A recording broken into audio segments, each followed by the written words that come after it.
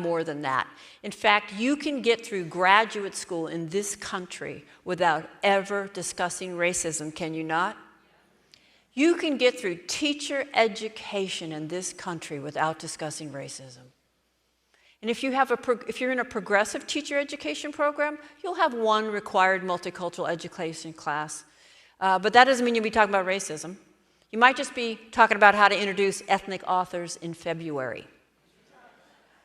Right? You can get through law school, you can get through social work, right? You can be seen as qualified to lead a major or minor institution in this country, to lead a group of people, to supervise people. You can be seen as qualified to do those things with virtually no ability whatsoever to engage with any complexity or nuance in the issue of racism. Can you not? All right. So that is the first challenge, humility. Right? The second is individualism. Apparently, white people do not understand socialization. Because we really think that we are exempt from it. And of course, the irony of that is because we're socialized to value the individual, we put a lot of effort there. But we think that, you know, just because I say I am or want to be, I could be exempt from these forces. So that is another challenge. And again, generalizing, suggesting race has meaning for white people will often trigger white fragility.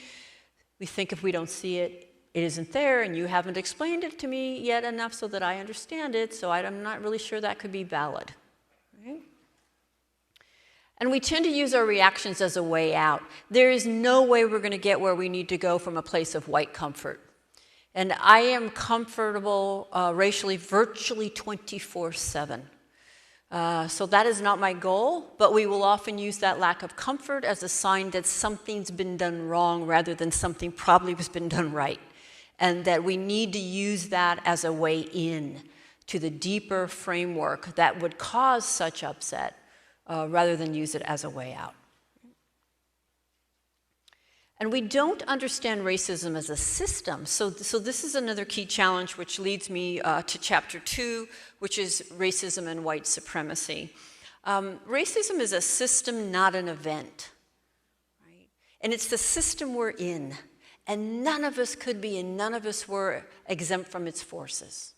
Right? But the way we're taught to think of racism functions beautifully to not only obscure the system, but to exempt us from its forces, right? Or to have us believe we are exempted from its forces. Now, as a white person, I was raised to be racially illiterate, and I actually think all white people are raised to be racially illiterate.